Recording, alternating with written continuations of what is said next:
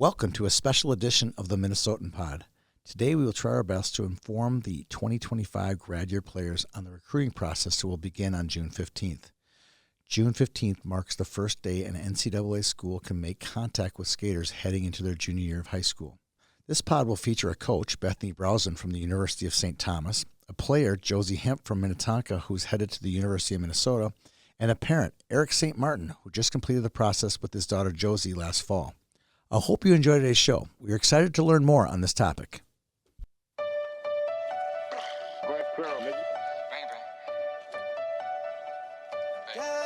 need to stay up out the streets if you can't take the heat. You need to stay up out the streets if you can't take the heat. Cause it get cold like Minnesota. Cold like Minnesota. Cold like Minnesota. Today we have University of St. Thomas assistant coach Bethany Browson with us to give her perspective on the recruiting season coming up in June. Bethany played her high school hockey in Roseville and went on to the University of Minnesota, where she won 2 national championships, including a perfect 41-0 season on the 2013 team that she was the captain of. Since graduating from the U, Bethany has coached college hockey for 7 seasons, 5 at her alma mater and 2 at UST. Welcome to the show, Bethany Browson. How are you doing today, Bethany? I'm doing well. How are you? Good. I really enjoyed. I wish we could have recorded some of the stuff we talked about beforehand, but we have to remain NCAA compliant, so we kept you safe there. Appreciate that.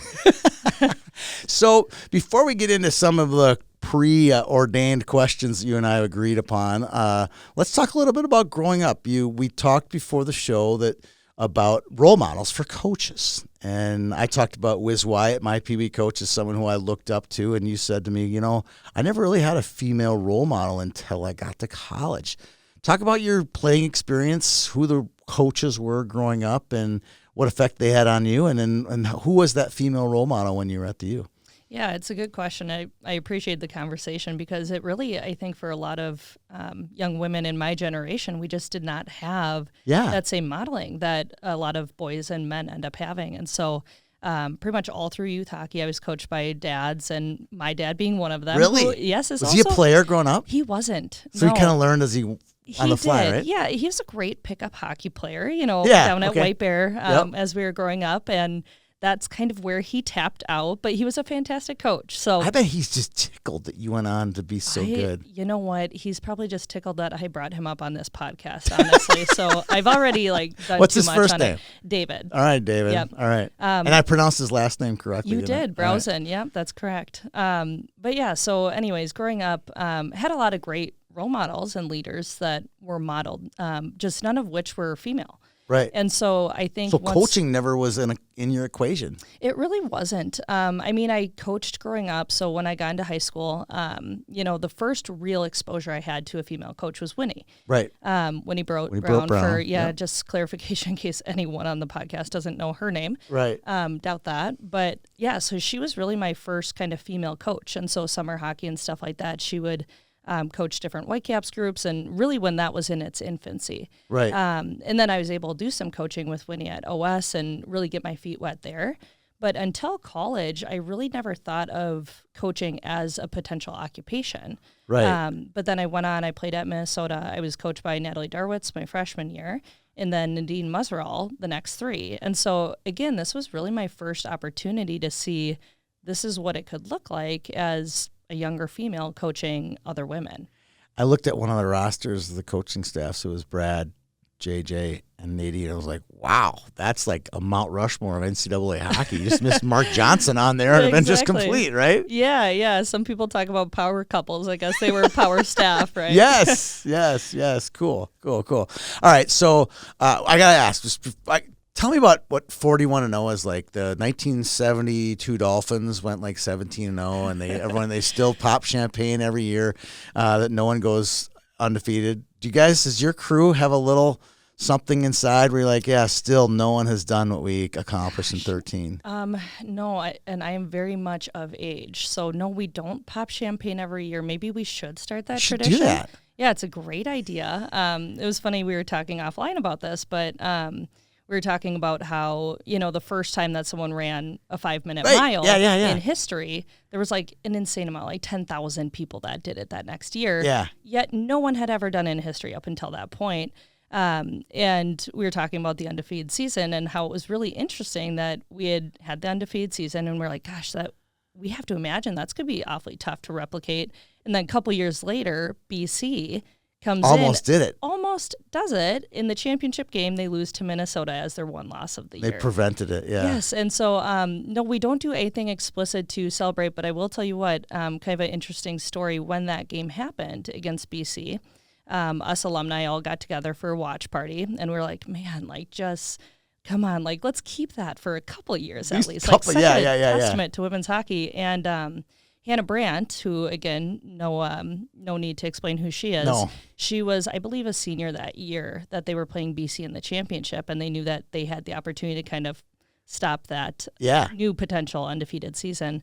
And it was really heartwarming. We all watched. We were really excited. The Gophers had won.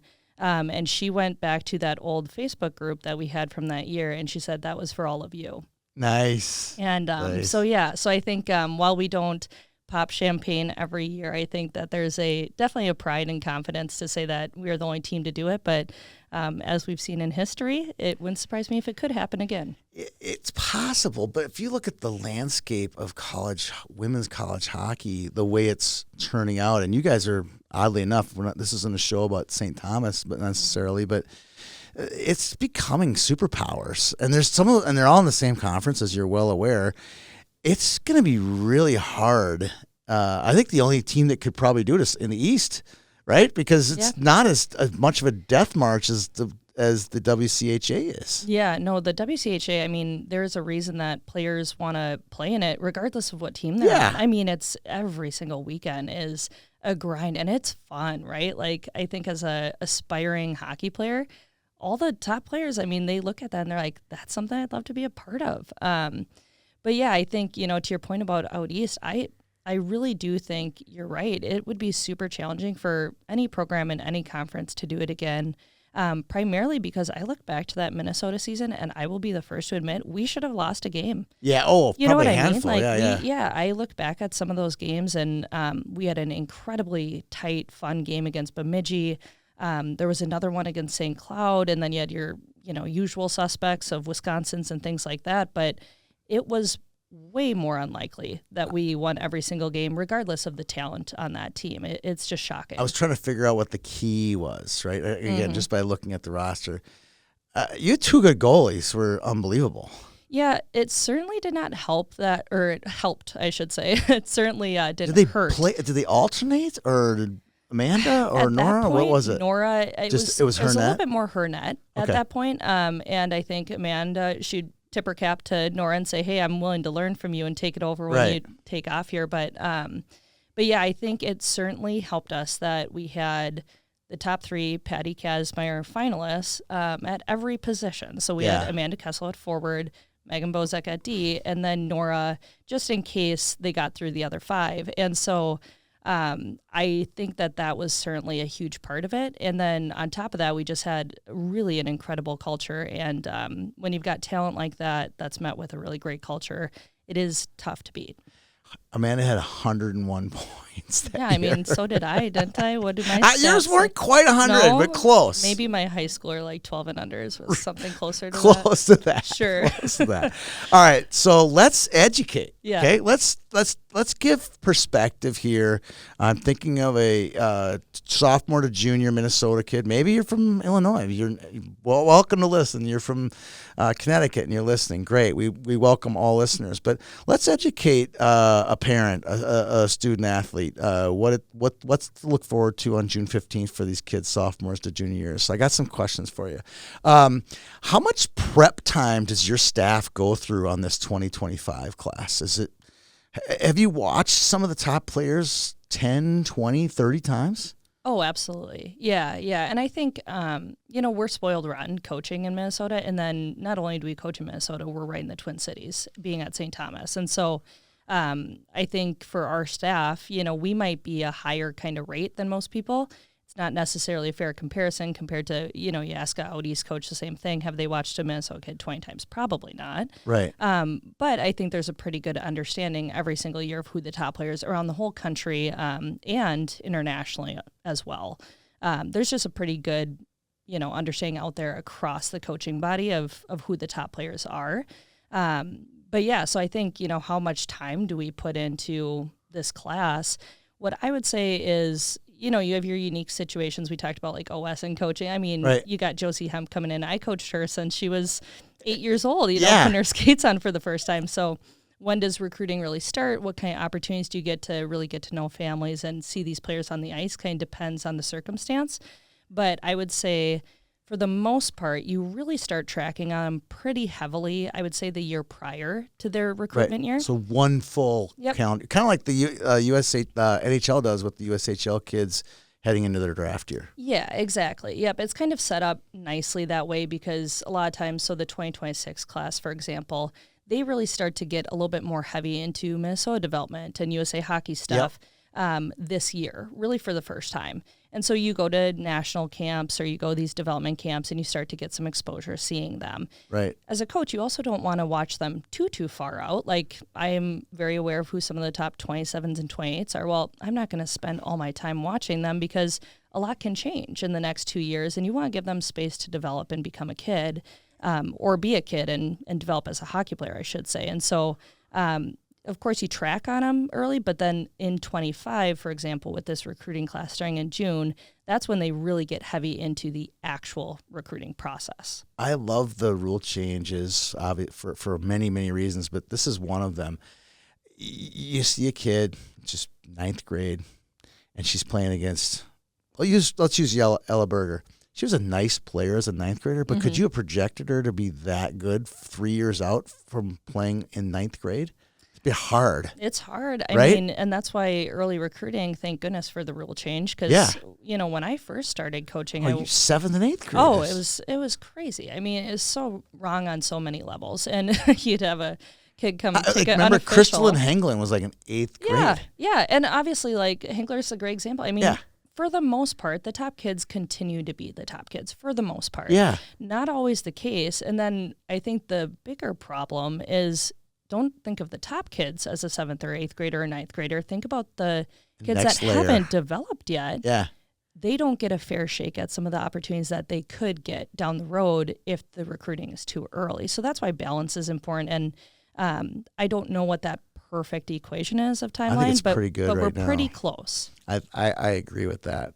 All right, so we talked about Zoom calls. I just assumed you guys were just knocking out Zoom calls like crazy, and the players would have like their jerseys behind them, and whatever, they have a little studio set up. But you said you guys don't do a lot of Zooms. It's more just a straight up phone call. Yeah, I think phone calls are still kind of the go-to option. Okay. I think that the recruiting process is intimidating as it is. I think that sometimes going onto a Zoom call feels even more intimidating for a young kid, for families, whatever. And so if it's requested and a kid's like, I want a Zoom call or FaceTime, absolutely, we'll do that. So 9 out of 10 of these are just a phone call? Yeah, most of the time it's a phone call. A lot of kids really respond to text messages. That's really in their wheelhouse and comfortable for them. But a big part of why I think maybe, and I can only speak individually for like our staff, but I think a big part of our philosophy is it's really, really important for us to actually meet a player and meet their family in person, shake their hand, look them in the eyes, and have a conversation where we can actually get to know each other. And that can't happen until August 1st. And so I know I personally really... So June 15th to August 1st is phone only, phone and Zoom only. I always kind of say if you can do it on your phone, that's what happens on June 15th, right? Snap, probably they'll Snap.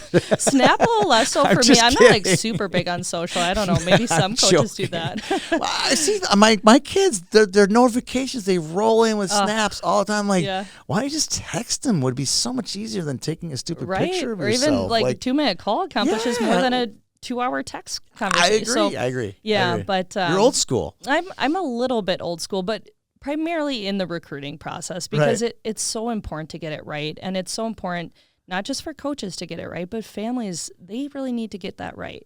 Yeah. Like if you do it the right way, in my opinion, college can and should be some of the most transformative, if not the most transformative 4 years of your life. And so to us, again, this could just be a philosophy thing. I don't know, maybe you'd have another coach who they only swear by Zoom, but I think it's important when the phone can start on June 15th and you can start those calls and conversations. That's a really good way to start to get to know families and get to know players. But until you can actually get to a campus, walk around, experience it, feel it, and even you'll see a lot of recruits now, they want to take official visits, but they're going to do that in the fall.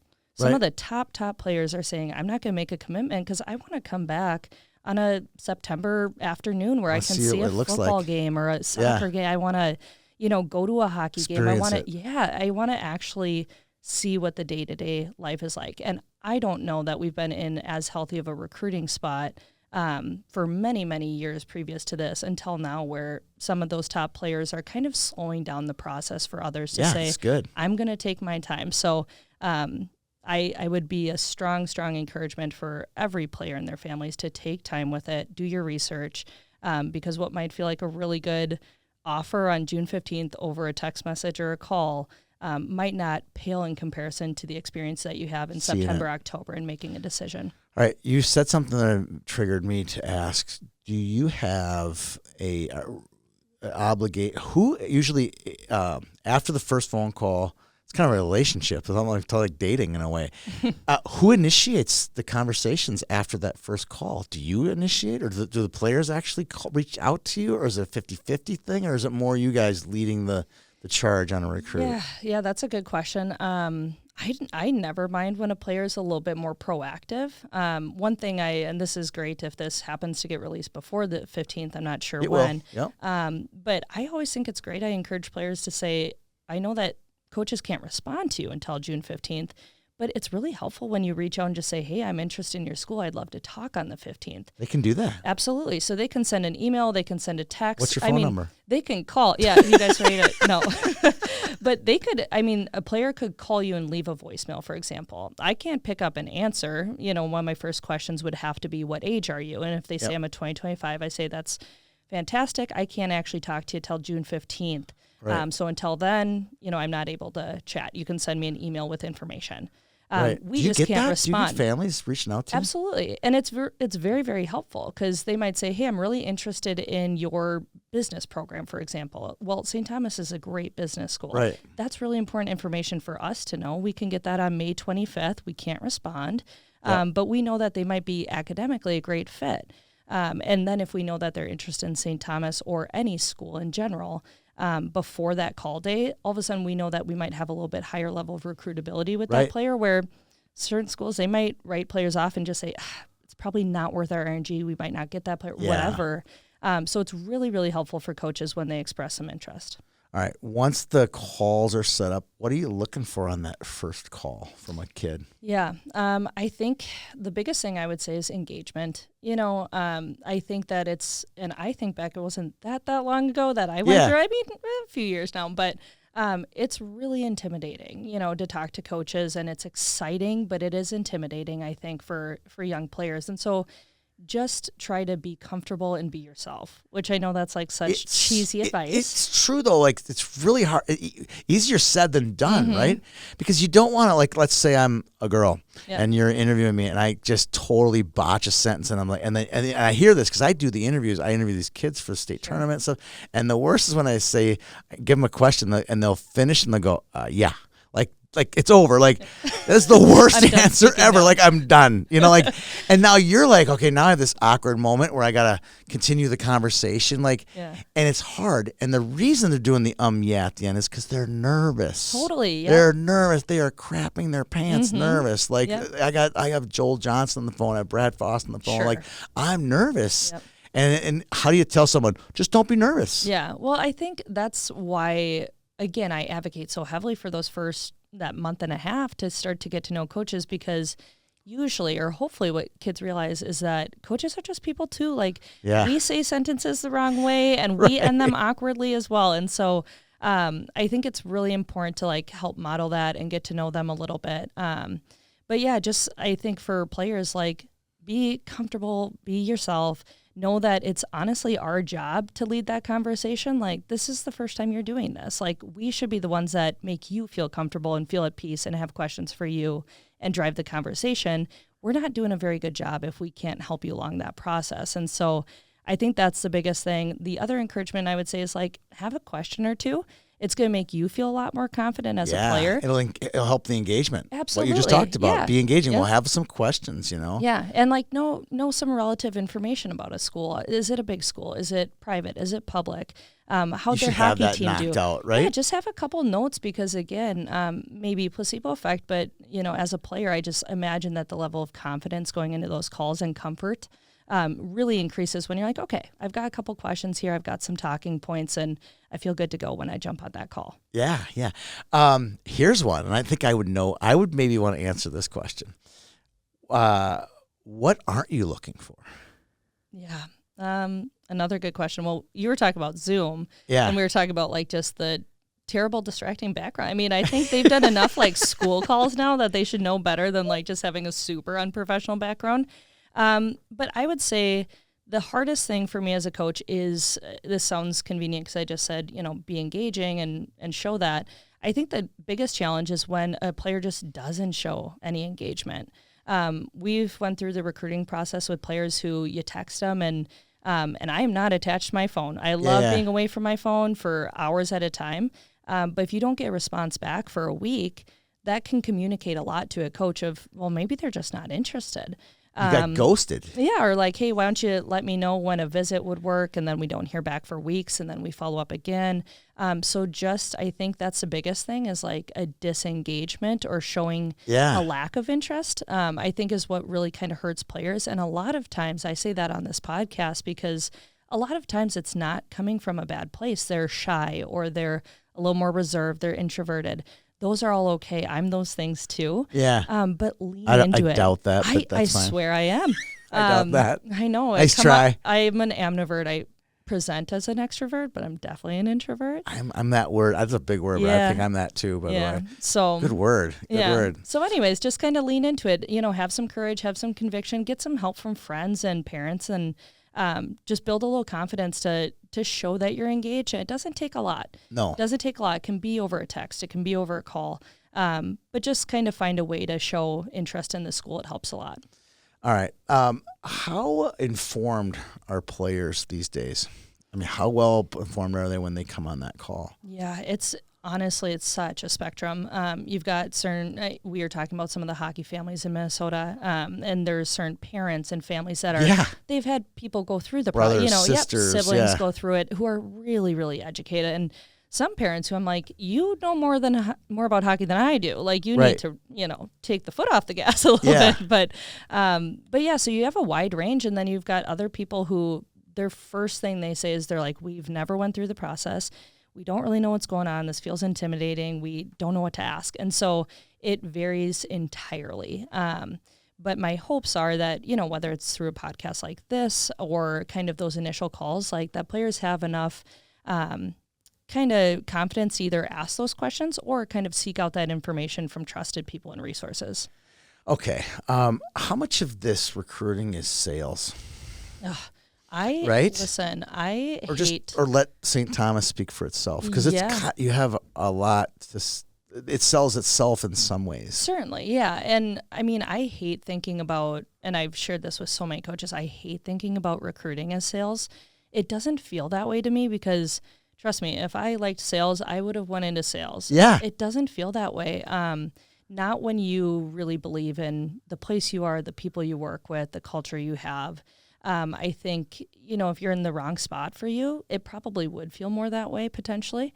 But to me, I think that if you believe in what you're doing and you are building something great, it does speak for itself, know, and then it's just your job to make sure that players and families know that they'd be valued, that they'd be cared for, and that, like I said, those 4 years, that it's your number one goal as a coach to make it the most transformative years of their life. Yeah, that's a good way to put it. Yeah, and at that point, I mean, like for us, a great example is like, do you like a small private school? Okay, good. We should keep talking. If you don't, if you want a big public university, probably not the best. There's 3 in our league. Yeah, right? like square peg, round hole. Like that's okay, but let's let's make sure that we help these players navigate what they're actually looking for, because on June 14th, I don't think a lot of them necessarily know because they haven't visited schools. They haven't asked these questions. So it takes that time, that month and a half at least, to get to visits often to even start to navigate some of those conversations and understandings.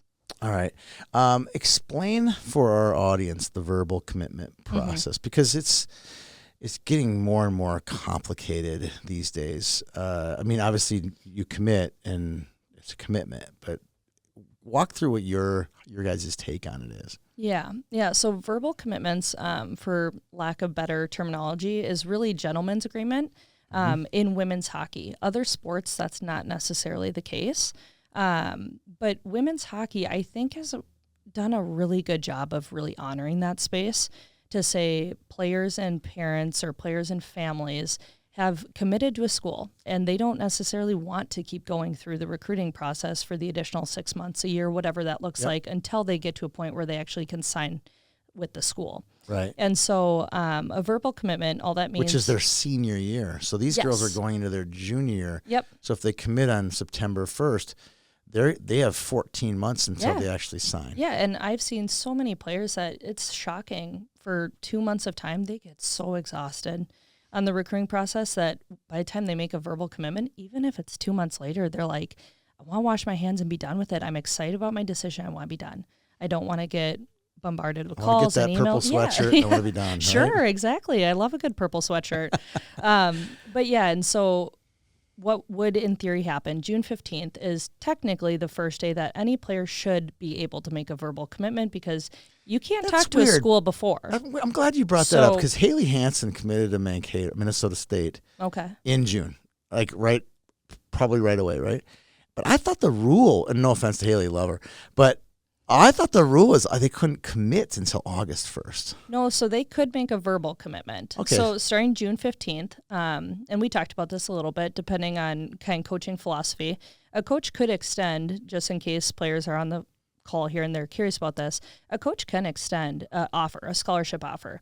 Now, again, my encouragement is wait, because you haven't shook this person in the hand yet. You haven't looked them in the eyes. You haven't had a conversation in person. Probably haven't seen their school. There's a chance you've seen the school. Yeah, you could walk around on your own. You can't give a tour, though. No, the coaches can't be involved. Until August 1st, right? No, but this is good education, too, is a player, let's say, in July 10th, they want to go walk around to campus. Just like any other student has the opportunity to do that, they could do that. They can set that up with the admissions department. They can't go through a coach to do it. But they could and they can't walk around with a coach. They could attend a camp of yours. They could. Or the U, or they can do that, right? Camps and clinics we should do a whole different podcast on, because there's unique kind of rules and things. You could take a tour while you're on a camp. You can talk with coaches all you want.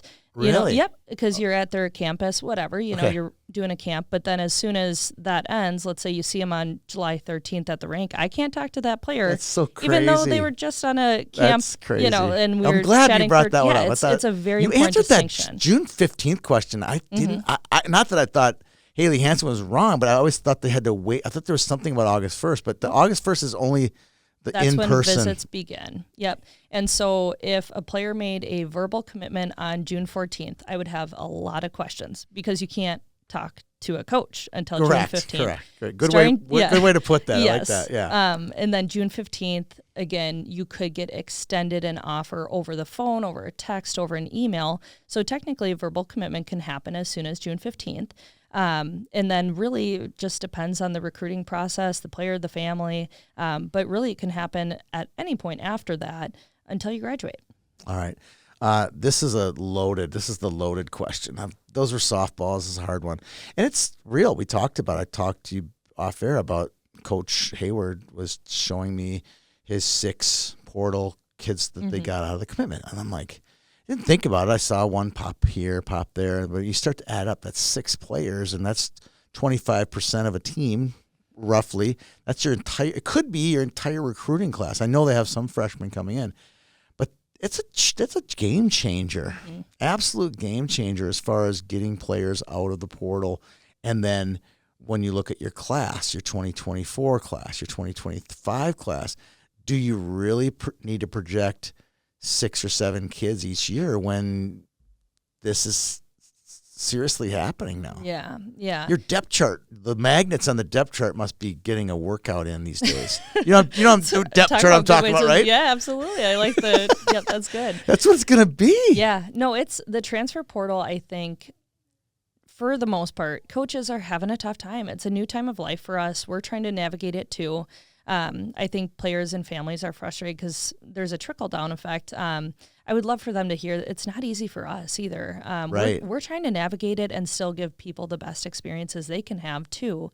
And honoring kind of those true freshmen as they come in and what we're trying to give them. And so it's a challenge. I think that where we kind of land on it as a full group is, it's important that student athletes have the opportunity if they feel like they're not in the right space. If they, for whatever reason, they go somewhere a year, 2 years, 3 years, and they feel like that's not home or maybe not anymore, they have to have autonomy to be able to leave, right? And I think the portal is great for the player. For the players, in 90% of the cases. Yes. Yep. We talked a little bit about this where I think, and I want you to comment on this, I think that sometimes the coaches are using the portal as a way to maybe get rid of a player.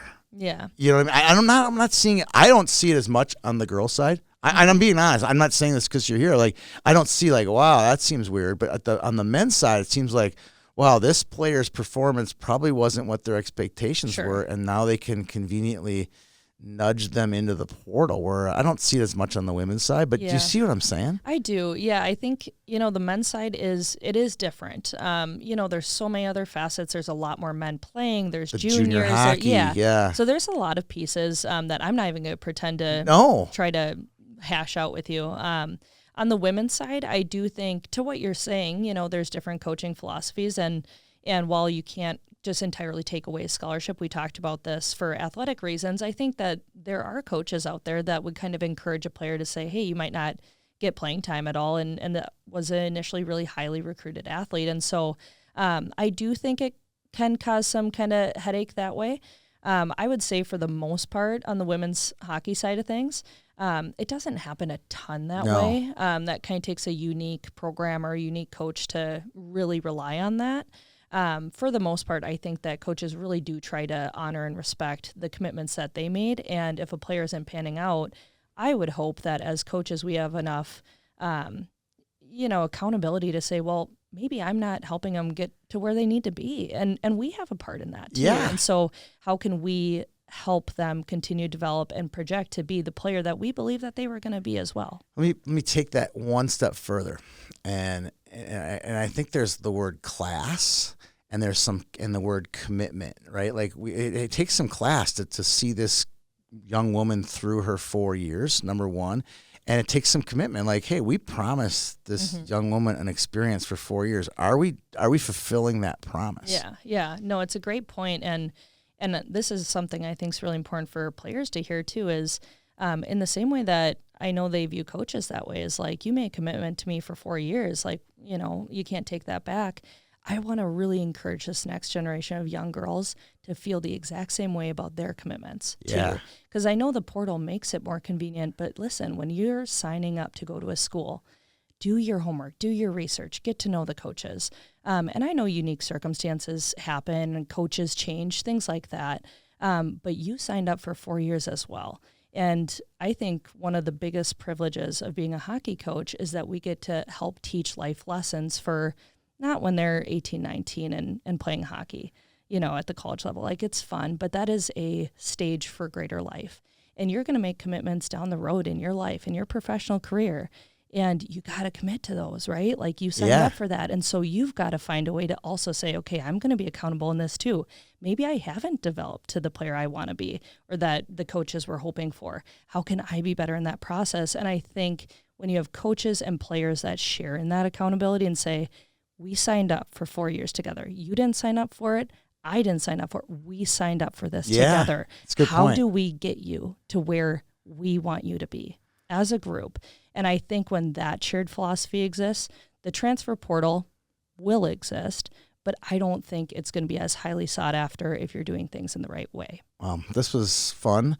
I got a lot out of it. Hopefully our audience did, and it was a blast getting to know you today, and hopefully we'll see you more around the rink. Yeah, I super appreciate being on. It was super fun, and and love getting to know you. Hopefully you have me back at some point. If not, I know that I didn't earn my stripes to come back. I'm okay with that, but you did great. It was fun. Thank you. Great. Bethany Browson from the University of St. Thomas.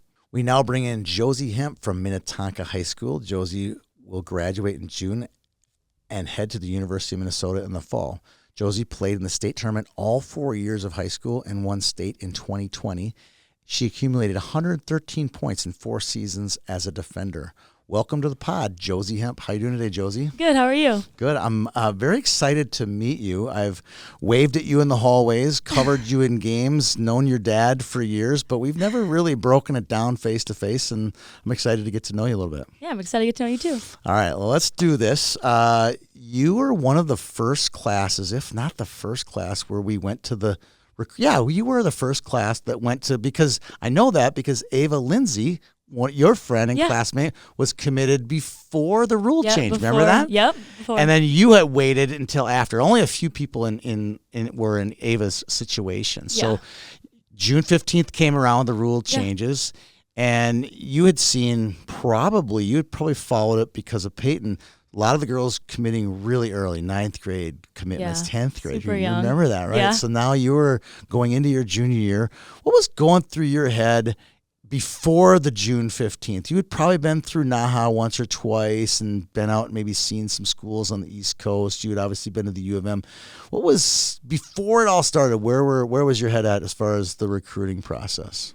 Well, it was really nice to be able to have Peyton there with me and to be able to already have experience with seeing colleges in person. Right. So Did you ever go on any visits with her? Oh, or visit schools and stuff, maybe through NAHA, right? Yeah. I was out east with her, and I got to see a lot of those schools, which was super cool. And it was just so fun because it wasn't my experience yet. But it was sort of your experience, too. Yeah, so I was just kind of there for fun and just hanging out. So that was super fun, and I still got to experience, like, hanging out with the coaches and all of that. So I thought that was super cool. And then being able to look through what Peyton's going through. All right, so this is going to be totally off hockey here. So I told you a little bit before, one of my daughters did the world tour, right? And yeah. Another one did no world tour, no tour at all. Daughter 1 would never allow daughter 2 to buy a sweatshirt from the visit school. But meanwhile, daughter 1 she's got a closet of hoodies and crew necks and whatever.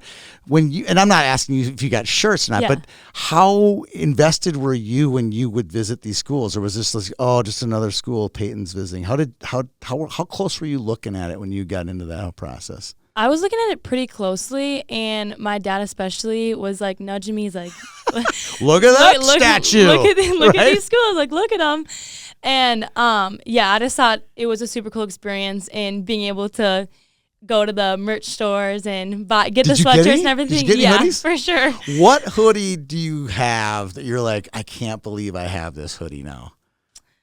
Well, like from the Peyton visits, not from your own. Like are you maybe Boston College or something like that from the East Coast? Well, I do have a Princeton hoodie. Do you? So, yeah. That's awesome. Yeah. That's a cool one. Yeah, that's super cool. Yeah. All right. So that was a year or two beforehand with Peyton. Yep. It's now your turn, right? Yep. And probably Layla's now falling behind in the same footsteps, yep. right? Yep. Okay, so you're gonna go through the process.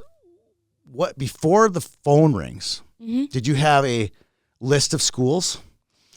And then once the phone actually rang, did all those schools call on your list? True, fair question, right? Well, my parents and I. And I'm not like how good are you, but like because some schools aren't looking for D or something, exactly. right? Like, how was that? Yeah, that's a legit question because there's gonna be some of these girls listening.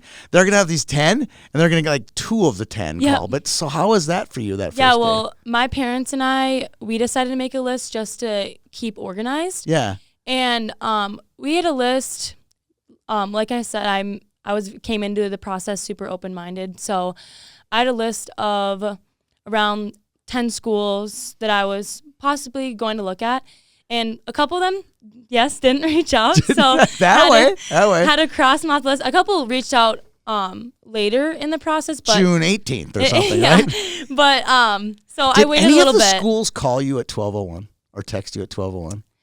I forgot to ask Bethany that question. I actually didn't. No. Nothing. It was all like 7 a.m., 8 a.m., Okay, bright and early. All right, because if I was a college coach, I'd be like 12:01ing all my top recruits. Yeah. I'd be like, let's get it right now, yeah. right? Yeah. All right, so that happens. You get, whatever, 8 out of the 10 or whatever. They call. Do you remember your first call? Oh, I don't specifically remember my first call, but I just remember how nervous I was to get that call. Like, I'd be shaking. Oh, I was already shaking. Like, even a week before June 15th, I was so nervous, and I'm just a nervous person in general. But when the phone actually rang, I was very nervous. But then getting on to the actual phone call, the coaches just made me feel so comfortable, and they were amazing. So the phone calls were like all so great. But really? Yeah. Really? Yeah. Oh yeah. It was interesting because we just had Bethany on before you, and she was saying the same thing, that it's our job as coaches to make them feel comfortable on the call. It's basically what she's saying is it's almost hard to screw up the call. Yeah. Right? They're professionals at it. It's almost like a doctor, right? Yeah. Like their job. You gotta is do a to good job. Yeah. Right, yeah. So they that actually made me feel at ease. When she said that to me, I was like, oh, now I can see a 17-year-old girl thinking, oh, this isn't going to be as bad as it sounds. Yeah, and none of the calls were like awkward where I was like, ooh, I don't really want to be on this call right now. All of them were like just having basic conversations and getting to know each other, which was super nice. All right, not a trick question. Trust me, it's not trick. But she brought this up. Bethany's brought this up. The concept of offering somebody on the first call. Did you get an offer on the first call with any of these people? No, I didn't sound like it, but it's possible, right? Oh, it's for sure possible. But I think the schools and coaches I talked to kind of just wanted to just take it slow and get to know me, and for me to get to know them. So I personally like that better because then I got a chance to really get to know them as people and coaches. So right, okay. Yeah. How crazy is that first day when you're doing 6, 7, 8, 10 phone calls in a day? It's definitely crazy, and you got to have a lot of caffeine in you because you're going to be up all day taking those calls. But it was honestly such a special day, as much as how crazy it was. Yeah. It was so special getting those phone calls and knowing, wow, like these schools want me. Yeah. So I thought that was so special for me personally, but it was definitely crazy and exhausting by the end of the day. Time, yeah, but it was super special. How cool would it be like saying, this is Coach X from such university calling you? That would be cool. Oh, so cool. I was like, the experience was just amazing. I remember in my playing days, I got a call from a D3, because I was not a D1 hockey player, but I got a call from a D3 coach, and I picked up the phone. I thought it was a joke. I literally thought it was friends of mine pranking me. So I literally took 10 minutes vetting him if it was really him or not, asking questions. Well, there were more calls that came in later, but I just wasn't prepared for it because I was already a golf track. So hockey really wasn't even in my thought process at the time. Yeah. And I was like, now my buddies are kidding me. But my point was like when I heard it for the first time. It's just unreal. This is Whitey Oss from St. Olaf College. I was like, what? Yep. Like, really? That's super cool. Yeah. It was really cool. It's really cool. Okay, so I'd like to know, is there anything during the recruitment process, not like picking school, obviously, but like anything that you did in the process, thinking back to kids your sister's age, now they might be listening, what'd you do that you do differently in the process? What I would do differently is definitely not have my phone on Do Not Disturb. Because explain what that means. Does that mean you don't get the notifications or don't get anything at all? How does that even work? Well, at night, I always turn my phone on Do Not Disturb so I can sleep, so I'm not getting notifications while I'm trying to go to bed. And it just shuts, no noises are being made. You don't get any notifications. You just Do Not Disturb. So just going to bed. But then it shows no notifications when you go into your phone if you don't turn it back on or off. So then it shows you have 0 text messages, zero notifications. So you basically wipe everything clean. You just wipe everything clean. And sometimes I would just forget to turn that back off. So that's something I would definitely do differently, because then sometimes I would see a text a day later and I'd be like, oh my gosh, I gotta get back to Coach X. I'm an idiot. Right? Yep. Yeah. So I would definitely do that differently. But I learned after that like first week to start getting always be on and always be ready. Not on the question list here, but I knew we would get to it. Like, how is it? You committed in November, so this is 5 months. Yeah. How is it being always on?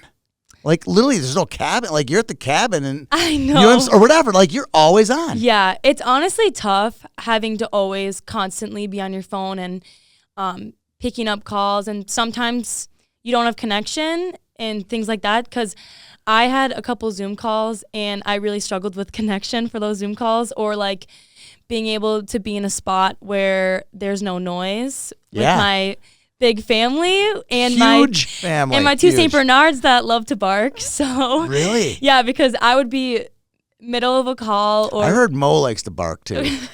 For sure. Okay, I know I get a Mo in there at some point today. Sorry. I'd be in like the middle of a Zoom call or a call, and I'd try and like lock myself away in the bathroom to just get away from my family, be in peace and quiet. And then all of a sudden, I'd hear like my sister yelling about something, or my dogs just barking as loud as they possibly can. I'm just like, sorry, like busy house. I'm sure that they understand that. Oh, right? for sure. Yeah, a lot of the coaches would laugh and ask, "Oh, what kind of dogs do you have?" Yeah. I asked this to Bethany earlier too. Who initiates the conversations? Because there in that June 15th to August, it's just phone and text. Anything you could do on your phone is what she said. Yeah. How did you ever initiate? Did you ever like reach out to a coach? You know what I mean? Because she didn't really answer it clear. That's she did wrong. Yeah. She was like, we just kind of talked via text or whatever. But they don't. She didn't really specific like who reaches out. How does the conversation work?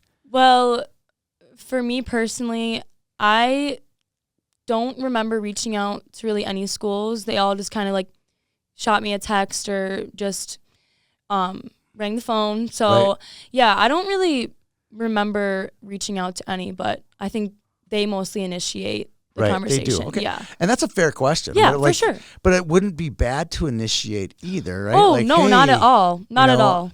I'm coming to this or I'm doing that or whatever. Yeah. She also brought something up that was interesting. We didn't really dive into it. And I want to ask you this question. It's not a trick question. She said, we have camps, whatever, when she was at the U or whatever. And then 2 days later, I'd see them at Selects or some other, HP thing or whatever. Yeah. And then they can't talk to them. At the camp, at the U of M or St. Thomas or Princeton or whatever, you can talk to them. But then 2 days later when they're not at their camp, they basically don't talk to you. Did you ever have any experience like that? Where they can't talk to you outside of their camp. I thought it was kind of an interesting concept. Well, yeah, it's kind of like tough since they can't talk to you, but like you're there, so it's like you want to talk to them so bad, and they obviously want to talk to you, but it's just like you can't have any communication. So they kind of just like sucks with that aspect of it. But at least you get to be by them and around them and see how they act. So that's really nice. Right. I thought that was interesting. Yeah. Okay. All right. So let's get to visits. Right. Yeah. So this would have been the summer of 21. Yeah. 21, yeah. Yes. Summer of 21. We've come out of COVID now. You can fly on a plane. Life was fairly normal then. Yeah. So talk to me about your visits. How many did you actually go on? Like, because you get 5 officials. Did you go on all 5 official visits? I actually didn't take all any? 5 officials. Okay. No, I took a couple officials. I took around 4 visits, and I thought they helped so much with the process. Being able to like be in person and being able to see the campuses in person. Did you go after September 1st? The reason I'm saying is, were there players there? I'm getting to that player question in a minute. Were there players there for all of your visits? Not for all my visits. Okay. But for a few of them there were, yeah. All right, so you get to campus. Was there, when you went to these visits, were there people on campus and you could see what it was like full? Because you know what? U of M, you've seen the U of M empty. You've seen a campus that's empty. Yeah. It's not the same when there's 10,000 students or 20,000 students there. Were you ever there when it was a full campus? I actually didn't. I wasn't really able to, because I came I went on most of mine during the summer. Okay. All right. So I wasn't really able to see like the full campus, which would have been really cool to see. But I still mostly got like the same. I feel like it still was the same experience, not completely, but it still was super cool just to be able to see it in person and be able to fly out to some places I did fly out to and just see everything and meet some of the players and stuff like that. All right, so you said that you chose the University of Minnesota. What other schools did you visit? You talked to East Coast a little bit. Yeah, East Coast, I talked to Dartmouth a lot. Okay. And then I was able to talk to Penn State. All right. So it was cool to get like. Did you visit those two schools? Yeah, I went out and visited both of those schools. Talk about two completely different schools. Exactly. Same trip? No, not the same trip. Not the same trip. Because one's like 50,000 students, one's like 10. Yeah. You know? Yeah, and also that's where I also did keep an open mind because I wasn't really sure what I wanted. Yeah. So being able to go on those visits, I was really able to like know where I wanted to be. And being on like some campuses, I was like, I don't really know if I picture myself here. But on some, I'm like, okay, yeah, I see myself here. So It just came down to really being able to see it in person. All right. So think about that. You have one of the big factors of choosing a school would be teammates, right? So like if there weren't teammates there to interview or to pick up at least a vibe, is that you guys use in your terms? Yeah, right. You gotta pick up a vibe, right? You gotta pick up a vibe. Did you visit a school where you met the players? Was there a real positive one, a negative one? How did that come into play? Well, on one of my visits, I was able to get a tour of the campus with some of the players. So I thought that was really special, being able to talk to them because they were amazing people and I loved them right away. Yeah. And they just made me feel really comfortable and they were sharing their experiences. So that was super cool being able to hear because they were older. So it was nice to be able to hear what they've already gone through and what I would go through if I would attend that school. Yeah. But then one of my other visits on the downside, being there, when I got to meet some of the players, I kind of just didn't really get the vibe, as you said. Yeah, I didn't really get the vibe, and but I pretty much loved everything else about it. So I was a little bummed. Yeah. But yeah, because the players are such a crucial part because those are your future teammates. So it's like you need to be able to have a relationship with those girls, and if you don't see that when you're on your visit, it's like, well, should I? It's just a building. It's just an ice rink. Exactly. Yeah. Okay. So there are girls, and I talked about earlier in the pod, that commit before August 1st without actually making a visit. Would you recommend that, or would you say take your visits, take your time? I would 100% say take your visits and take your time because visits are just such a crucial part in the process. And being able, like I said, to see those coaches in person and the campus in person, the locker room, and just being able to see that connection and be able to talk to the coaches in person. And you might see the campus in pictures and think like, oh, this is the place. But then when you get there, it's like, oh, well, I actually don't like this anymore, or I don't feel like I see myself here anymore. Or on the positive side, oh, 100%, like this is where I want to be. I love the coaching staff and everything. Like I was blessed for my visits. I absolutely loved all the coaches even more than on the phone. Really? I literally did not have a visit with a single bad coach. Assistants had oh my gosh, all amazing. I loved all the coaching staffs. They were amazing to me. So that's also what made the decision really hard for me in the end to just the amazing coaching staffs and that's cool. Yeah. All right, we'll get to that in just a second here. Yeah. How much of this process did you lean on your parents, Jen and Jason, when you were going through this? Did you hold it all inside, or you just barf it all on the table and give it all to them? I mean, where did you fit? Because there's going to be two types of relationships. And I think the parents are listening to this too. Like, well, and I was talking about my two daughters, like, two completely different humans when it came to choosing schools. Daughter 1, open book. Yeah. Daughter 2, we didn't know until like April 29th, like where she's going to school kind of thing.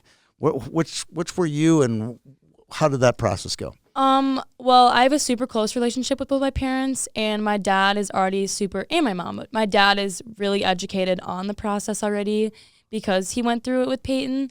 So I was able, literally every single day I would just sit down and Really? have a conversation with both of them. Yeah. Sometimes one parent wouldn't be there, but as long as it was one, didn't matter to me.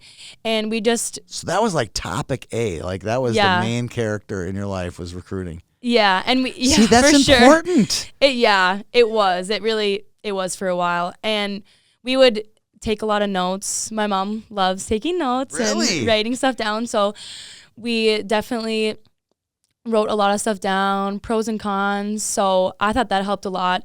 So I definitely leaned on them a lot within the process, but they never pressured me into anything, and they let me think about stuff on my own. And so I thought that was really special, having parents to support me through the process. Just for the record, you were nervous to come on here, and I'm not seeing any of those nerves yet. Just throwing it out there, okay? Just throw it out there. All right. Now, we've mentioned this name Peyton before a couple of times here. Miss Hockey, YHH Player of the Year, and she was at the U. Yep. She's at the University of Let's talk about that. I mean, this is more for fun, right? This isn't the recruiting process. Not everybody gets a big sister. Oh, yeah. Layla's lucky. She's going to have 2 big sisters that have gone through this. What was it like? What was Peyton like? Where was she in this process? She also was a huge part of it, too. And like I said earlier, being able to go on the visits, she got to go in with her and tag along. So it's super special to be able, and I'm so grateful to have her, because she's my best friend. So I love that. I thought Peyton, I thought we were best friends. That's bull. But it was just really nice to have her supporting me through it too, and giving me advice on, like, she definitely helped me with my pros and cons list too. And we're into a lot of the same things. So it was just nice to have her opinion on certain colleges and certain decisions I was trying to make. She helped me a lot. I wonder how, because you're definitely different. You know, you talked about that, right? Yeah. I wonder if the U of M is prepared for that. Because, like, I could imagine teachers, you know, like when I was the youngest, like I had an older brother that was a really good student, and I had one that was really bad. So the teachers were, I was like, which one are you going to be like? Yeah, right? yeah, for like, sure. So I wonder if they're prepared for you. Like, I hope they are. I hope they are. I hope they are too. Yeah. All right.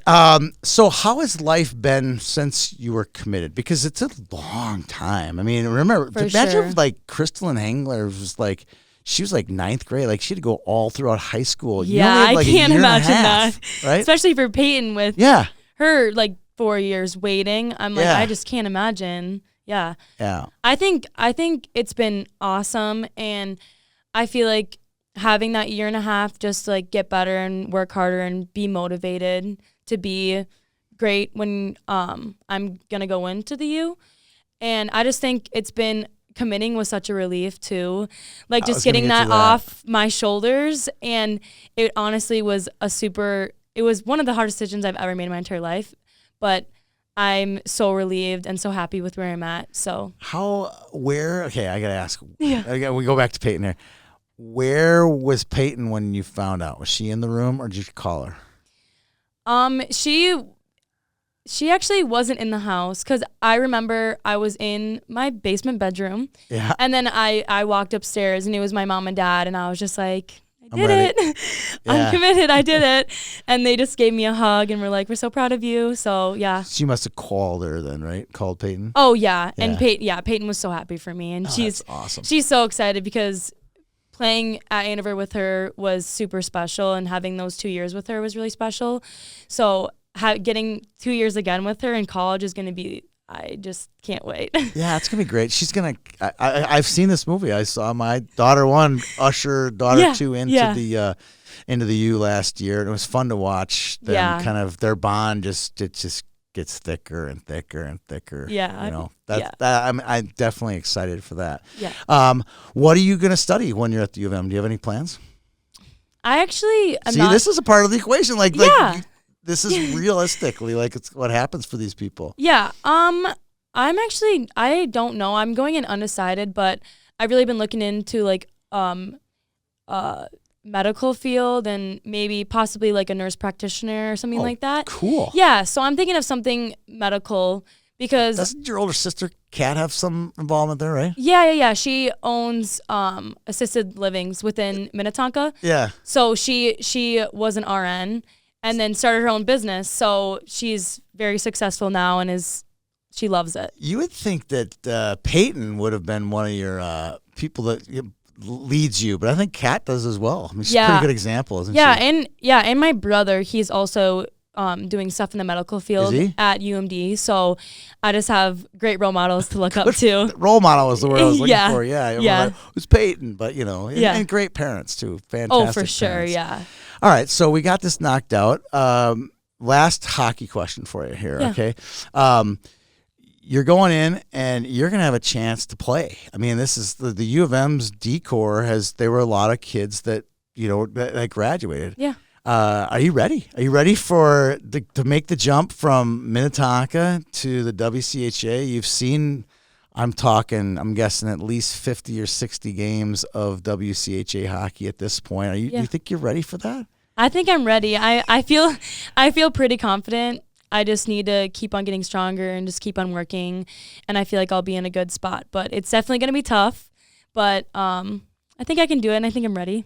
I can't speak for your physical strength, but I can speak for your verbal skills and confidence. You did a great job here today, and thank you. Hopefully the girls that are listening in from the classes behind will learn something from you, and we could add something to them. Yeah, and just for the girls out there who are about to commit, just definitely soak in every moment throughout the process and just take your time with everything. And again, just take in every single moment and just be super grateful for every opportunity you get. There she is, Josie Hemp, knocking it out of the park from Minnetonka High School. Good luck to you next year at the U. Thank you. Our final guest is Eric St. Martin.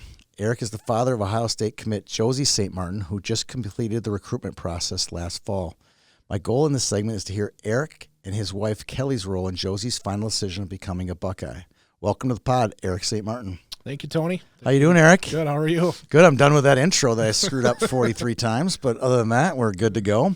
Eric, you and I met on the onset of the Pee Wee Challenge. You were heavily involved in not just Josie's youth career, but the girls in Stillwater, and then girls involved with Team Minnesota, the 2024s, the 06s. You were kind of the guru. And here's why I say you're the guru. You showed up at the Pee Wee Challenge draft, and everybody looked to you because you knew this class better than everybody. Because you knew the top players from Team Minnesota, but you just kind of knew your way around. And I don't know, did you win? Because you won the draft, that's for sure. I don't know if you won the hockey games. One of the years, I don't know if it was it might have been the first year of the Pee Wee Challenge. I think our team did win without Josie. She get hurt? She got hurt. She had a concussion, so she actually missed. Oh, really? Pee Wee Challenge. So obviously, I drafted a pretty good team. Yes. I remember the room was like, oh, I got that one too. That kind of thing. It's like a fantasy football draft, but for youth hockey players. That draft was so fun, though. We do it at Sensors in Bloomington. Yeah. Good friend Tom Humphrey. He'd always give me grief because I'd kind of know. Yeah, the players, and you did. He'd go in there like, "Who's that? Who's that?" Yeah, that was a lot of fun. They're a lot of fun, those drafts. Okay, so before we get into some of the recruitment stuff, I talked about your involvement as a coach. You coached actually youth hockey prior to Josie playing hockey, and then you coached Stillwater 10 U's, and then 1 year at 12 U's, and then the next year, Josie's final year, Mira came in and coached. What was your role in the whole process of Josie playing hockey? We're fortunate we have some land in Stillwater with a nice pond. Oh, really? And so I played hockey back in high school for Stillwater, and I'd shovel the pond off, get her out there when she was 2 years old. Yeah. Get her skating, and she loved skating. So that's kind of her start. And I've always loved hockey, and I volunteered as one of the non-parent coaches in Stillwater. Coached an AP Wee team in my mid-20s, and that's kind of where I got my start. I bet you were the cool guy back then. I was. Not anymore, but you were. We had Scott Follis, Dave Dokniak, great coaches. Scott was a little hard-nosed. Yeah, and you were the good cop? I was a recent college grad, and even to this day, when I see these kids, I actually hired one of them. One of them's really on our team. One of the players from that team. One of the players is a junior advisor on my team, my financial services team. But yeah, he was one of the players from back then. But it's really meaningful when these players come up to you when they're men and say, "Hey, coach." That's pretty cool. That is pretty cool.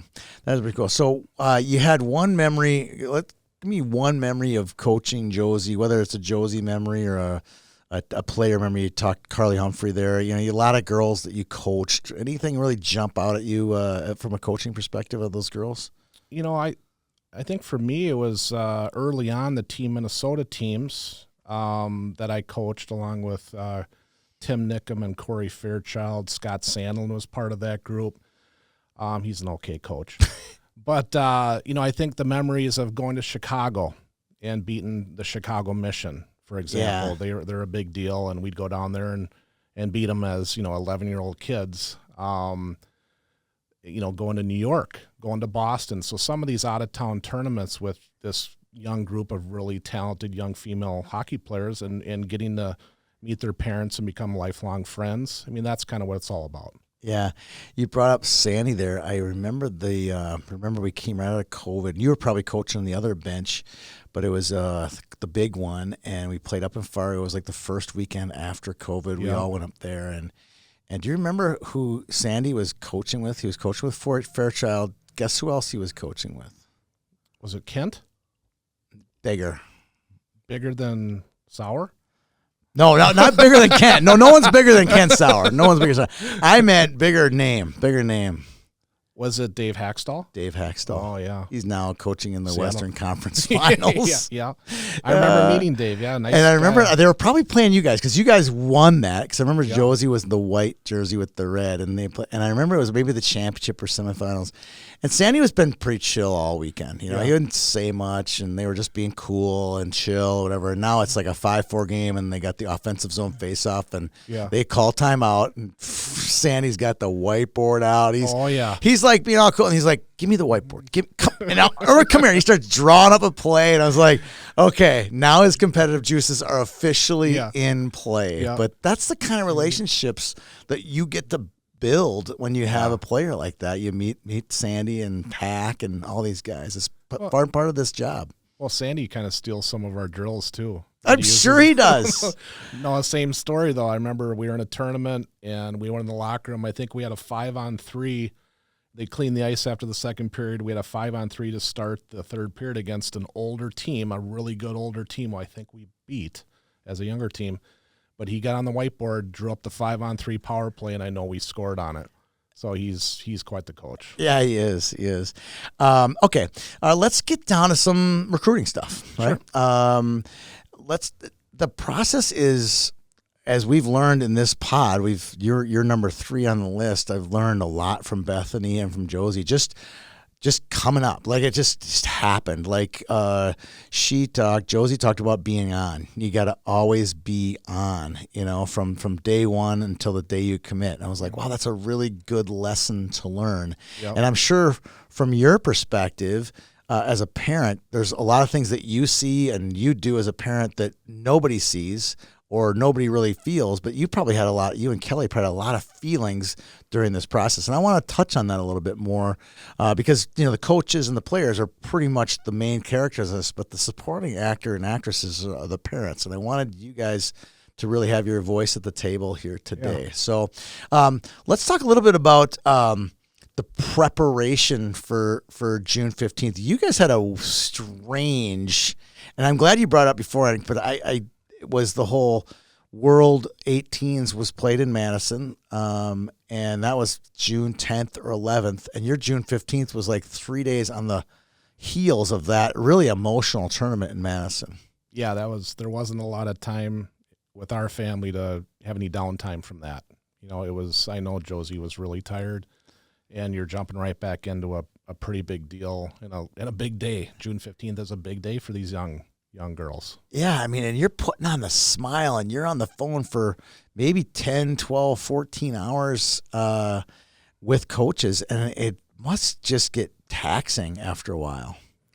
The first day is really difficult. We're very fortunate. Josie had a lot of calls, and Minnesota girls hockey is the best in the country, in my opinion. So I would expect a lot of girls, especially coming up to 2025s, a lot of great players. They're going to have some long days, and that first day is really, really tough. The fun part is these girls. You know these 2025s, and you know it's a really good class that follows up your class. The 24s are really good. What from a parent's perspective, and you got a 25 in mind or whatever, parent in mind, what would you give them? What were some of the tips that you would give them, some advice that you give them before they get the process rolling? Like it's way in advance, right? Yeah. It's not like that. Don't get started on June 14th. No, right? There's a lot of pre-planning that goes into it. I think, one of the pieces of advice that I could give is have your own email. We all have emails. A lot of kids don't email. Coaches like to email, so make sure you have an email that the parent has access to. So maybe make a unique one. You said something about Josie Hockey, something at Yahoo or something, right? A new Gmail. Get a new Gmail email that you can access with your daughter. I think that was, but then then I found that I had to constantly remind her to check the email because I'd get them, right? And but then I was waiting for her to do something. I'm like, hey, did you get that email? And but that's a piece of advice. But I think the pre-planning is, have an idea. If you know you're going to get some calls on June 15th, have an idea. Do you want to stay local? Are you okay going out east, for example? Is there a conference? Do you want to play, in my opinion, in the best conference in the country, the WCHA? Right. Does that matter? Are you going to be a rocket scientist where you got to go to, an Ivy League school? Those are questions. It's a really important, look at Uma, right? Yeah. Academics was number one in her choice, not number two, right? So she made a great academic choice. She picked the number 1 or 2 school in the country. Yeah. Yeah, Princeton is right at the top. Yeah. And she could have gone anywhere. Yeah, that's my point, right? But she committed early too, I think. Yeah, yes, she did. She was off the board, as they say. Yeah, the whole board, it was really interesting. It just came up. We didn't plan it. I asked about I asked Josie Hemp about the process. She goes, it just came up. I'm like, Ava Lindsay, remember she had committed before the rule change. So there was like another year or so before that 23 class could actually roll up with their sleeves with the recruiting process. Yeah, that's such a great rule change. It's the best. Even a sophomore going into their junior year, they're still so young. They're not thinking about college. I don't think most of them are thinking about college or what they're going to be when they grow up. Yeah, I think a lot of them are thinking about the hockey. Like, hey, I want to play for Ohio State, or I want to play for Minnesota, or I want to play for St. Thomas or UMD. They want to do that. Yep. They definitely are interested in that.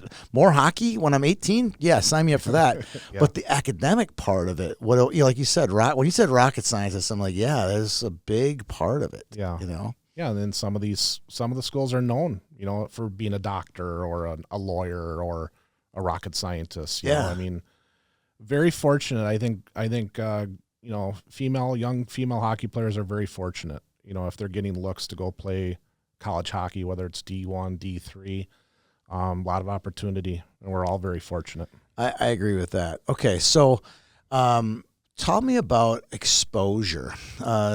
That's a big term for Minnesota.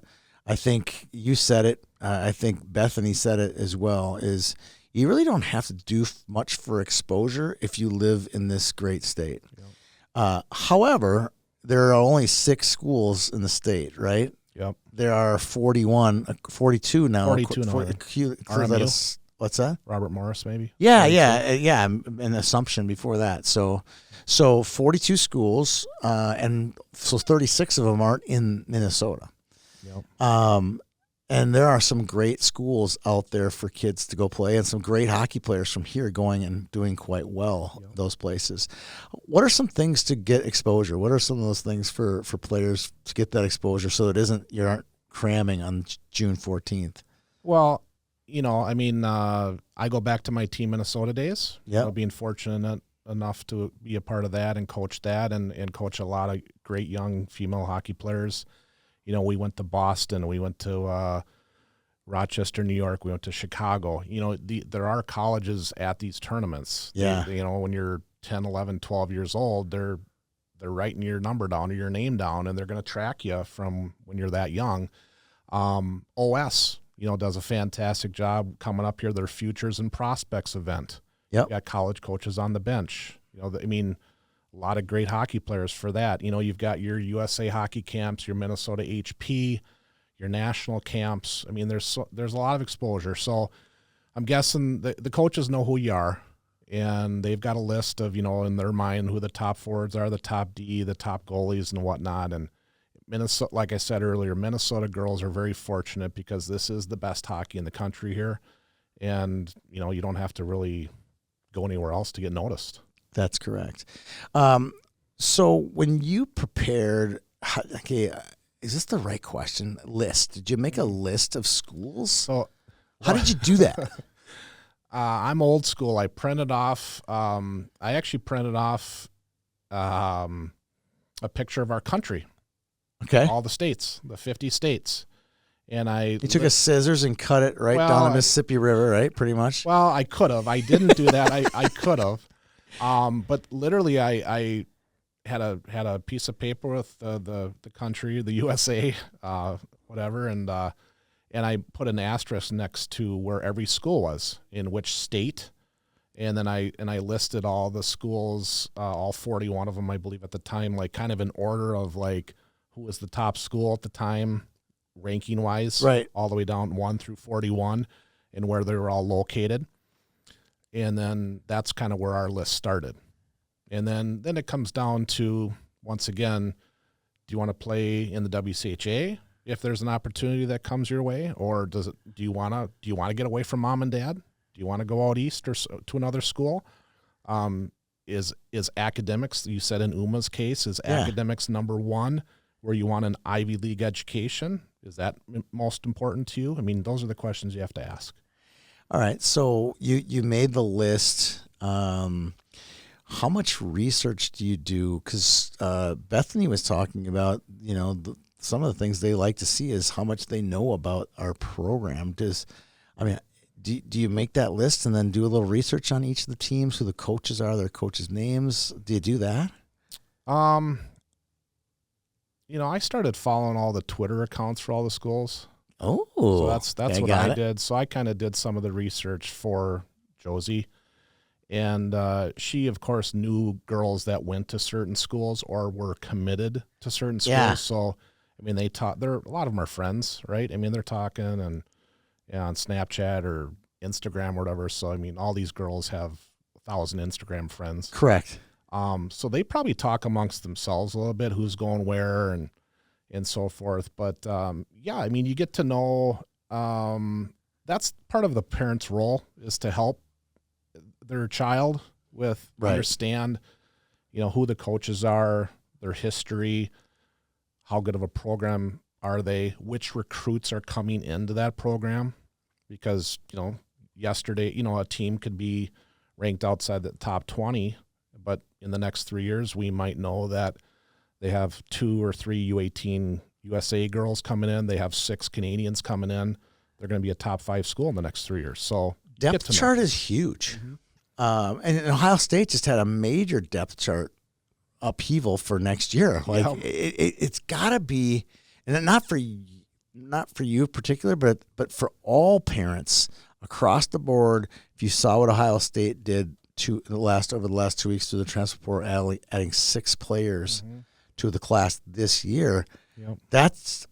I'm not saying this is not an Ohio State statement. That could have been Minnesota, could have Minnesota Duluth, could have been any school. But the fact that they did it and then the names that they brought in it's quite arresting. Like, whoa, this is the reality of what college hockey, especially women's college hockey, might look like here in the next 5 years. Well, I think last year, I mean, I do some research on that, and I think if you look at the Gophers, the Buckeyes, the Bulldogs, I think last year they had 9 or 10 fifth-year seniors. Yeah. Fifth-year players. I think Wisconsin had fewer than that. Wisconsin had a great freshman class last year, in addition to some really good seniors, older girls.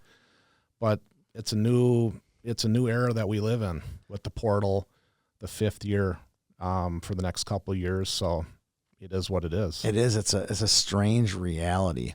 All right. So as this process we'll get to the June 15th day here. So other than a podcast like this and all the stuff on the internet, Did you lean on guys from the 22s, 23s, 20s for advice, or women, or parents, coaches? Where did you get your advice for the recruitment process?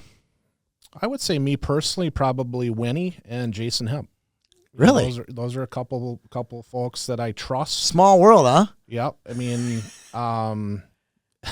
obviously they can provide a lot of really good sound advice, and they're two people that I can trust, and they're going to shoot you straight on their experiences, whether as a player or as a father who's gone through it with Peyton. Right. Yeah. So those are kind of a couple people that I leaned on a little bit. All right.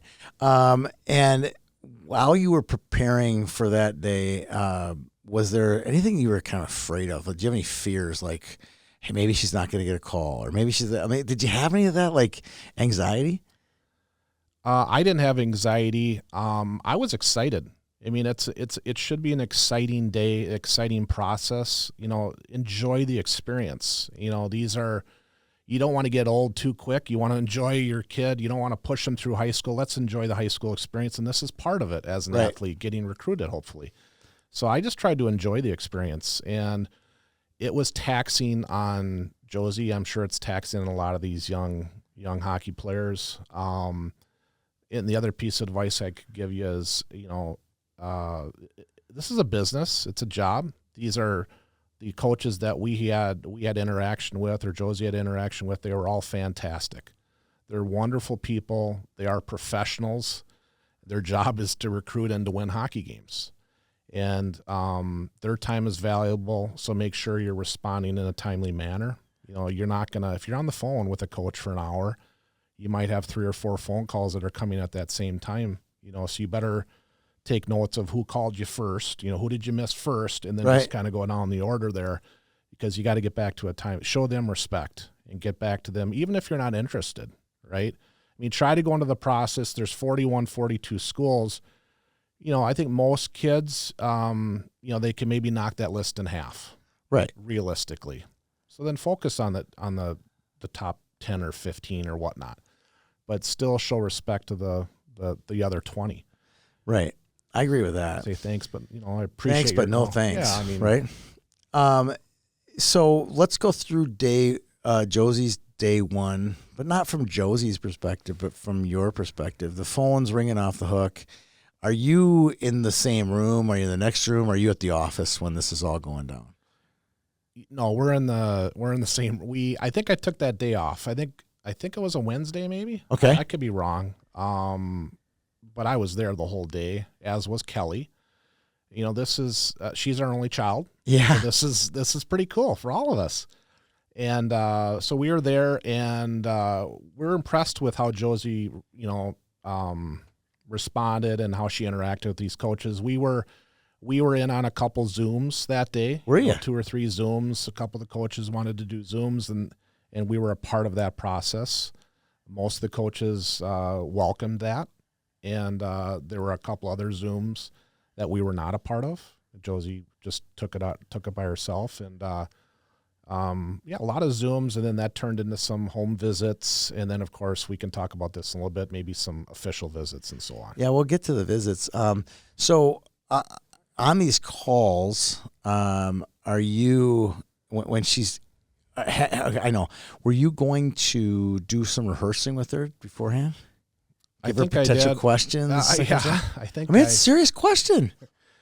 Yeah, but the kids these coaches want to just have a conversation. They want to make sure that, I think they just want to see how you respond. If you can carry a conversation, not even about hockey. Right. Just how's your summer going? What other interests do you have? They want to get to know you as a person, because for a lot of coaches have never talked to these kids. Yeah. So this is the first time that they're interacting.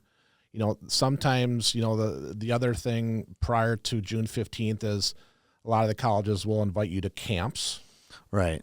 So that's we definitely we scratched the surface on the word camps this first two pods. We haven't really dug into it. What was her experience with camps? Did she like that? It's a good experience. It's a way to meet the coaches. they're not talking recruiting, but they're seeing what type of person they are, how they run a practice, see the facilities of a university. They're all doing it now. I mean, there's most schools are that's how they're getting kids there. And then you're showing interest too. Yeah. So the coaches, I think, are trying to maybe weed out or find like who's really interested in maybe coming here. Yeah. When for college. So I never thought of it that way. I always think of recruiting as, the school recruiting the player, but the player's somewhat recruiting the team as well by how much interest she's showing. Yeah, I mean, if you're a young player that wants to wear a jersey, whatever jersey that is, right, and you have an opportunity to go to their camp, go to their camp, get noticed that way. Yeah, it's probably. Did Josie send any communications out to schools that they were interested? Not a trick question, because this just popped into the conversation today. Once again, that usually revolves around getting an invite to a camp.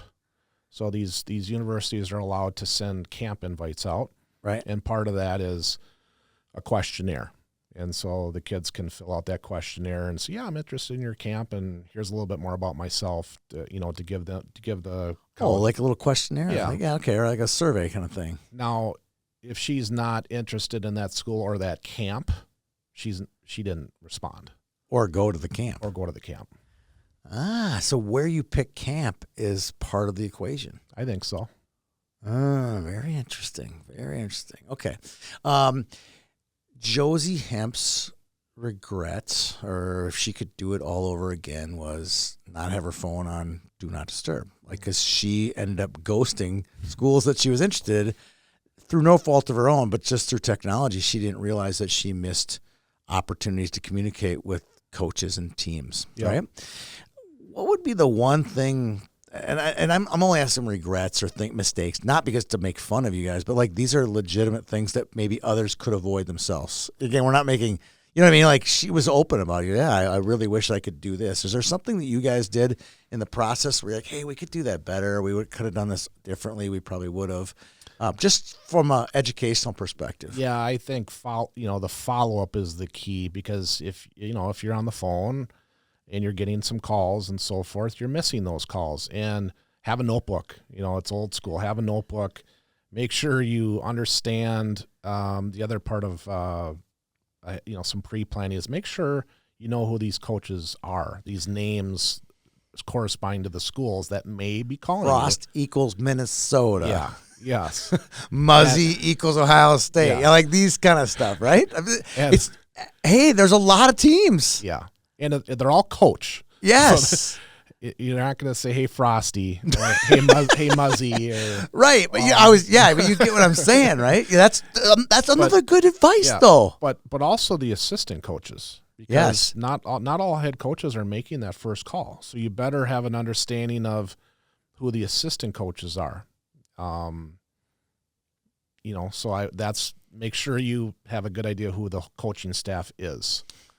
I would think that putting the names, the contacts, the school would be really important in your phone as a piece of advice. Mm-hmm. Would you say? I would say so, yeah. I don't know who this 507 number is. Yep. And all of a sudden it's, John Harrington. Yeah. Yeah. I mean, from my perspective, if I had a daughter, I would want John Harrington on my list so I could talk to him about the Olympics. Well, if you have a top 10. Right? Well, exactly. Well, yeah, us. Yeah, we. Yeah, think about it. I gotta touch gold here, But yeah, if you have a player that has a top 5 or a top 10, you better do your due diligence before June 15th to know who may be calling. Yeah. Be prepared. And then the follow-up is the key, because take your time. Take your time with the process. It should be an enjoyable process. The first day is tough. But the follow-up is tough too, because you have to get back to these coaches in a timely manner. Okay. Let's talk visits. How does this work? There's such things as official visits where they can actually pay for your flights and your hotel to come and visit your school. Yep. That's my understanding. And then there are others where you can actually pay for your own and go, and they're called unofficial visits. Is there a big difference? Did you guys have a differentiator between unofficial and official visits? We did 3 official. I know we have some friends that went the other route. They did some official, but they also did a bunch of unofficial where they'd take a road trip. Yep. And they'd go out east or go wherever, and they'd visit. They'd see 5, 6 different campuses. You know, that was on their own dime. They didn't meet the coach or the other players, but they got a feel for the area, the location, maybe the facilities, and so on. That's usually in the summer, though, so you don't get to see maybe that student campus life. Right. But that's unofficial, and anybody can do that, and some people do that. We did not. We knew some campuses through going back to those camps, right? Yeah. So you knew the U of M, UMD, St. Thomas, where they're playing Mendota or whatever. Yeah. So you get to know some facilities that way. But the official is the school pays for the player and their parents. And you go out. I can't remember on airfare. I don't know all the details, but. Okay, so you get 5 officials, and that's after August 1. Right, so you go on an official visit. You guys decided to go while school was in session. Yep. And so you got to see the campus life. You got to see how busy Columbus can be with students, 50,000 students on campus. Or you got to see UMD, how populated it was, and you got to see it kind of all in action. What were some of your takeaways from those visits? So that would have as a parent. I mean, Josie too. I'd like to hear her take, but I'm more interested in your take of it. I thought it was cool. You know, I think you get a real good feel for the student body, the energy. You know, I think Ohio State, as an example, it's a big school, a big campus. If school's not in session, it's not that big. It's just a big empty stadium, right? Well, yeah. And then when you get there and it's populated, it's a gigantic packed stadium. Yeah. There's my analogy, right? Yeah. And you probably get for any bigger school, it's probably you have a much better understanding of what it's really like when school's in session for a big university. Smaller university, maybe not so much. Right. Smaller, yeah. Was the size of the school a deciding factor? I mean, because that is a big school. I would just say trust in your daughter. You know, that's one of the questions. Do you want to play at home? Are you okay going away from home where we're not going to see you much? Small school, big school. I mean, those are all questions. You don't have to know the answer on June 15th, but maybe have an idea. Every kid's different, but I think every kid's going to have a light bulb moment. That's kind of, as a parent, that's what you hope for. You hope that it's your daughter's choice. It's your daughter, but you hope that they have a light bulb moment. And for us, it was Ohio State. Or for her, it was Ohio it the State. Visit that was the light bulb, or was it something on the phone, or? I would say the whole package. But I think the light bulb moment was just seeing campus, seeing the students. Josie made a comment that at Ohio State that these students look like me. They look like just good student athletes. Yeah. And did she on her visits meet the players? Yep, she had on all the visits. Yep, not all the players. No, but some enough to get a feel for what the culture of the program would be. Yeah, like. all the schools did a great job of lining up some players. You'd meet some players in the locker room. You'd go to breakfast with a player or two. You'd maybe hang out for a dinner or a lunch with a player or two or a handful. You get to watch a practice. That was really cool. Actually watching, you get a pretty good idea on these official visits while school's in session. Go watch a practice. You get to see and meet the girls after practice. You get to see the culture. Get to see what the locker room is like. See how they interact. See how the coaches run a practice. That was important. Okay. So you get down to the decision day or the day she's deciding. Do you think on the way home from Ohio State she'd already made up her mind, or No. she hadn't made up her mind? No, yet? we hadn't. I don't think she had completed. She did. She ended up doing 3 official visits. We did cancel 1 official visit. So I have a nice airline credit still, which is okay. Hopefully I can use it by the end of the year. But no, she did not know. We still had a couple other visits, and really, so you want to get through. You want to commit to some of these visits, but yeah. Okay, so the decision comes. You guys, she was on the phone and made the decision. How did it come down?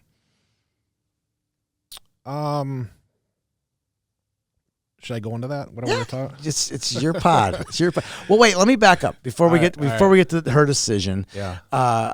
This is something that Josie Hemp brought up, and it was like, wow, that's impressive. The daily grind of the process, and Josie's like, yeah, I sat down with my mom and my dad. Sometimes my mom, sometimes my dad, every day, and talked about what was going on. And I'm like, this is like like 4.5 month process. That's a lot of days of sitting down with mom and dad to talk about the process. And the Hemps, that house, there's like 10 kids there. So with Josie, I'm sure you guys probably had some kind of daily discussion about the recruitment process. We did. It was overwhelming, and you're right. It was almost like a full-time job a little bit, even though it's an honor to have opportunities and you're making when you say full-time job, not like it was a pain in the butt, like a full-time job, like it was overwhelming, lots to do. It's a lot for a young 10th, 11th grade girl to having to deal with. They'd rather go hang out with their friends and Snapchat, not have to deal with reality. Be on the phone all the time and Zooms and all that stuff. Wouldn't trade it for the world. I know Josie wouldn't either, but she got a little burnt out. It was finally like, yep, she had the light bulb moment. She had done some official visits, had a lot of conversations, continued to narrow her list down. There's a lot of follow-up. These coaches stay on these athletes. They want, they want to get you to an official. They want to see how interested you are and vice versa. And she finally just said, you know what, I'm ready. She's seeing some of her friends commit. Some of her friends committed. That's a factor too, isn't it? Yep. Some of her friends, and then you get to know which schools you're interested in and which schools that aren't interested in you. We were fortunate. A lot of schools were interested in Josie, but they all weren't. Yeah. And then a few of them maybe became cool on her too, so that took them out of the running. So you just have to find the right fit. Here's a concept that I didn't know until today. Like I learned a ton here today, but here was one that Bethany said, yeah, there's some schools that day one, June 15th, just drop the offer. Yeah. Did that happen? Did that happen? Yeah.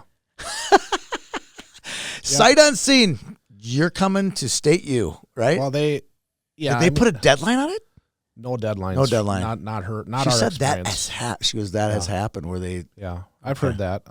Like I said, we were fortunate. She was made. There were offers made to her on day one. What do you do with that? Well, it's humbling. It's exciting. It's like, oh my gosh, this is for real. And as a mom and dad, you're like, yes. Yeah, but you're also hitting the accelerator with one foot and the brake pad with the other, right? Yeah. I mean, we figured there'd be some offers, some good offers, and we're very lucky, very fortunate. She's earned it, and enjoy the process, enjoy the experience. We are not making a decision on day one. Some kids, like I said, some kids, they have a dream of wearing whatever jersey, and if that offer comes from that jersey, sign me up. I'm in. And there's nothing wrong with that either. No. But I think you need to do your due diligence, see what's out there. Big school, small school, see the culture, see what type of players are there right now. And then make your decision after you've kind of done some research and had some experiences. When you go back and look at this process, you say, biggest honor, and it was really cool. Is there something that you had learned from it that you could say, hey, this is what I would do, not necessarily differently, but where I'm glad that I did this, and I wish I could tell someone else to do it too. Besides the email address, I think that was awesome, by the way. Yeah. I would say do some visits. I think see the campus, see the facilities, get to know the coaches better. All the coaches that we've had experience with have been wonderful. They're great people. They're good recruiters. I mean, that's their full-time job. Get to know the person.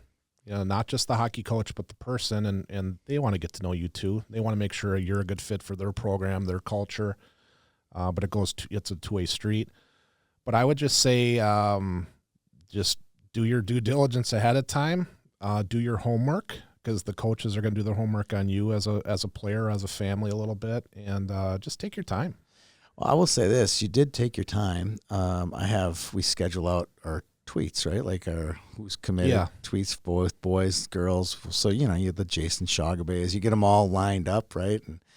And man, did my Josie St. Martin tweet just sit there in the inbox for days on end. You could have just tipped me off and said, we're going to take 6 weeks here instead of August 1. Like August 1 was my scheduled date to start dropping these tweets. And I remember you said it was late September. So it was 6 or 7 weeks. And the reason I bring up the tweets, because the tweet is a big deal, right? The announcement's a big deal. And, the post on Instagram is a big deal. But what the lesson is that I want people to listen to, no one wins committing on August 1st. Well, you have to do some scheduling. If you're going to take some visits, right, June 15th, you can take a visit on August 1. So you gotta, that's, a month and a half or whatever. Commit to it. If you're one, like I said, if you're one that wants to wear a jersey and you get an offer, boom, there's nothing wrong with that. But our experience, Josie's experience, is we're going to take our time and we're going to make sure it's the right decision for you, as long as this whatever school it is interested in you. We're very fortunate it's Ohio State. But that means you have to wait till August 1 to do some visits. Yeah. Were the in-person meetings kind of a new level, like, of engagement, for the kids? Her top three, all did home visits with us. They came to your home. They came to our house. So that's pressure. It was no pressure. It was. You got to make dinner. Well, they were all lunches. Okay. And Kelly knocked it out. Kelly had a heck of a spread at all three. All right. Very healthy. There you go. I like that. But no, those are wonderful experiences to really, sit outside on a beautiful day or sit across a table enjoying lunch and just free-flowing conversation. Our family of three, along with our dog and cat. And then, of course, the coaching staff. And a lot of times it was not just the head coach, but the assistant coaches as well. Yeah. That you want to get to know. Probably learned a lot. But, yeah, like I said, it's all great people. But that was a wonderful experience. And I wouldn't trade that for the world. And, it'd be nice if every girl coming up would have an experience of doing a home visit. That'd be great. That's good stuff. Get to know the person. All right. Last but not least, we got the encapsulating question. Mm-hmm. Any last words of advice for that kid, that parent who's about to go through this process in the next few weeks? What would Eric give them advice to do? Enjoy the experience. You're only going to get recruited once, most likely. Enjoy the experience. Get a good night's sleep the night before. That not only the girl, but the parents, because those calls start early. Those texts, those emails, those phone calls start early, and it may last an entire day if you're lucky. And that's awesome. Do your research ahead of time. Try to knock your list down. You can't talk to 42 schools. You can't have follow-up conversations with 42 different coaches. It's not realistic. Right. So answer the basic questions. Do you want to stay local? Are you okay going out east? as an example, right? Do you want to play in the best conference, WCHA, in my opinion, or you just is that an opinion? I don't even. That's a fact. That's isn't a fact. It? Okay. Or are you okay? Playing in a different conference. I'm not trying to offend anybody here. No, I am, but you I realize you aren't. So try to answer those questions, and and you can answer the questions. What do you want to do? Is there a school, if you really want to get into the weeds? Are there schools out there that really have that major that you're really interested in? Yeah, and that for Josie is about hockey. She was hockey. And let's go win some hockey games, and I want to compete. Win a national championship. Win a national championship. That's the goal for her. And then the follow-up is the key. You have to show every coach that puts their time into you to make that call, that's interested in you, that's showing interest, make sure you're following up. That's very important. So we tried to instill that in our Josie. Well, this is fantastic stuff. I really enjoyed getting to reunite with you after many years of seeing you in rinks and lobbies and Madison and everywhere else in between. It's been fun to get to know you, and can't wait to see Josie go for her swan song this year as a senior at Stillwater, and I'm excited to watch it all unfold. Yeah, thank you for all that you and Peter and your whole staff do, Tony. It's thank you for the coverage for the girls' game in Minnesota, and we're very lucky. Thank you for being a big part of that. And Minnesota is great. I'm excited to see the 25s and how it goes down, right? So are we, because we know the 25. So have fun. I'm excited to see how it shakes out. So thanks for having me. Well, this was an absolute blast. Thanks to Eric St. Martin for being our final guest on today's Minnesotan Pod.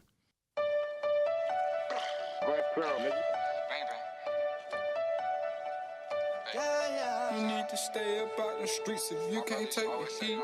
You need to stay up.